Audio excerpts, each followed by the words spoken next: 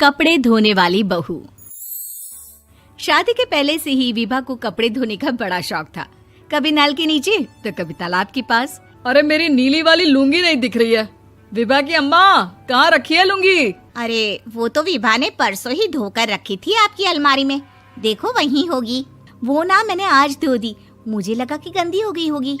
अरे कैसे गंदी हो गई थी? उसे तो मैंने पहना भी नहीं। हे भगवान, इस लड़की के कपड़े धोने की आदत से परेशान हो गया हूँ मैं। जितना तो घर में राशन नहीं आता, उससे कहीं ज्यादा डिटर्जेंट पाउडर का खर्चा है। इसकी शादी करवा दो, शादी जाए अपने घर में ही करे काम, फिर चाहे घर के कपड़े धोने हो या पूरे गांव के। हाँ ठीक बोल रही हूँ, देखता हूँ मैं कोई लड़का। वो दिन भी आ जाता है जब विभा को देखने लड़के वाले आ जाते हैं। लड़की मुझे अच्छी लगी। होने वाली सास कहती है, बेटी अगर कुछ पूछना है तो पूछ लो। वैसे तो हमारी लड़की बहुत ही शर्मीली है, जो बोल दो वो मान लेती है, इसे क्या पूछना होगा। अरे कैसी बात कर रही हो माँ, मुझे इन लोगों के घर रहना है, सवाल तो कई है। हाँ हाँ बेटा, पूछ लो ना, क्या पूछना है। आप लोगों के घर कपड़े कौन धोता है? सास का मुंह बन जाता है। देखो, अगर तुम ये कहना चाहती हो कि तुम्हें कपड़े धोने नहीं आते तो सुन लो, कपड़े मैं ही धोती हूँ, लेकिन तुम्हारे आ जाने के बाद मैं रुमाल तक नहीं धोऊंगी। अरे चुप रहना भाग्यवान, बहू बेचारी घर आई नहीं, उसे डराना शुरू कर दिया। वो क्या है ना बिटिया, अभी तक तो ये कल्लू की माँ ही धोती थी, लेकिन अब तुम्हारे पापा तो दहेज में वॉशिंग मशीन देंगे ही। तभी विभा की माँ बोल पड़ती है, सवाल भी पूछा तो क्या। वैसे भाई साहब, मशीन की तो फिर भी कपड़े धोने की कैपेसिटी होती है। मतलब जो बिटिया दे रहे हैं ना विभा, इसे कपड़े धोने का बहुत शौक है। ये आप लोगों के क्या, आस पड़ोस गांव मोहल्ले सबके कपड़े धो दे और उफ तक ना करे। बाहर देखा नहीं आपने कितने कपड़े सूख रहे हैं? सब हमारी बिटिया ने ही तो धोए हैं। बस भी करो ना माँ, शर्म आ रही इतनी तारीफ सुनकर। और तो और एक दाग निकाल कर दिखाओ तो मान जाऊं। हाँ अच्छा, माफ करना बेटा, मैंने गलत समझा।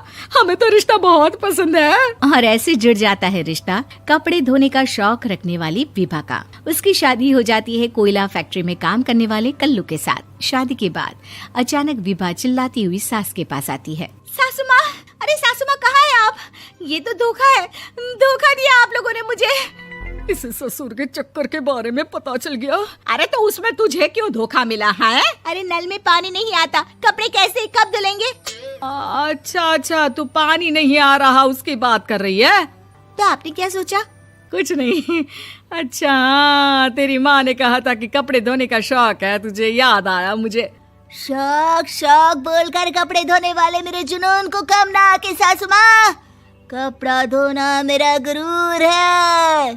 तभी पति भी वहाँ आ जाता है। अभी मैंने इसे सनी देओल की फिल्म दिखाई है, उसी के डायलॉग मार रही है माँ। अच्छा सुन, साफ साफ बता रही हूँ, पानी सुबह 4 से 6 और शाम को 10 से 12 आता है, समझी? विभा टाइमिंग सुनकर हैरान हो जाती है। ये क्या भूतों का मोहल्ला है? सुबह 4 बजे उठकर कौन कपड़े धोता है? 4 बजे टंकी में पानी जाता है, फिर सारा दिन धोना ना, किसने मना किया? अरे कैसी बात कर रही हैं? 200 लीटर की टंकी में कितने कपड़े धो लूंगी मैं? सुबह ही उठ जाऊंगी मैं। अब क्या था, विभा सुबह 4 से लेकर रात के 12 बजे तक कपड़े ही धोती रहती। एक रोज सास पड़ोस से निकलकर कहीं जा रही होती है कि साथ वाली कहती है, हाँ कल्लू की माँ, जरा ये बताओ कि 2 साड़ी है, 2 ब्लाउज और एक पेटीकोट और एक नाड़े वाला लंबा कच्छा। हाँ तो? अरे तो क्या, कितना लोगी धुलाई ये बताओ। धोबन दिख रहे हैं हम क्या? हमारे पति सरकारी नौकरी से अभी रिटायर हुए हैं और बेटा सुपरवाइजर है कोयला फैक्ट्री में। धोबन समझ रखा है हमें? हाय रे कल्लू की अम्मा, माफ कर दो, वो तो मोहल्ले में यही सब बता रहे थे कि तुमने बहू को कपड़ा धुलवाने के काम में लगा दिया है। सास को पड़ोसन की बात सुनकर गुस्सा आ जाता है। वो घर पहुंचती है जहां घर के बाहर ही इतने सारे कपड़े सूख रहे होते हैं जितने कि किसी धोबन के घर पर। अरे ओ कल्लू की दुल्हन, बाहर निकल। माँ जी यहीं आ जाओ, बाथरूम में चादर धो रहे हैं हम। अरे अभी हम धोते हैं, तुमको बाहर निकलो। ये आस पड़ोस वाले बोल रहे हैं कि हम बहू से कपड़े धुलवा कर उसे कपड़ा धोने वाली बना दिए हैं। अरे छोड़ो ना माँ जी, किन लोगों की बातों में आती हो? आस पास के लोगों का तो काम ही होता है कि वो किसी तरह सास बहू को लड़ा दे। बहू सारे घर के कपड़े धोती है, ये क्या कम है? बोलिए। सास को भी लग जाता है कि वो बहू का ये सनकीपन नहीं छुड़वा सकती, इससे अच्छा है कि खुद ही चुप हो जाए। एक रोज सास और बहू मंदिर जाते हैं, जहाँ सास की साड़ी वहाँ खड़ी भीख मांगने वाली से मिलती है। माँ जी क्या बात है, आपकी साड़ी उस भिखारन से कितनी मिल रही है ना? हाँ हाँ देखो तो, दोनों की साड़ी मिल रही है। क्या बात है कल्लू की अम्मा, तुम खुद को तो अफसर की बीवी बताती हो और ऐसी सिंपल सी प्लेन साड़ी पहनकर घूमती हो। सिंपल और प्लेन नहीं है ये साड़ी। तो क्या सोने के धागे से फूल बने हैं? कुछ भी सासू माँ, कुछ भी। हाँ बने थे इस साड़ी में सोने के धागे से फूल। मेरे पति लेकर आए थे मद्रास से स्पेशली मेरे लिए 10,000 की।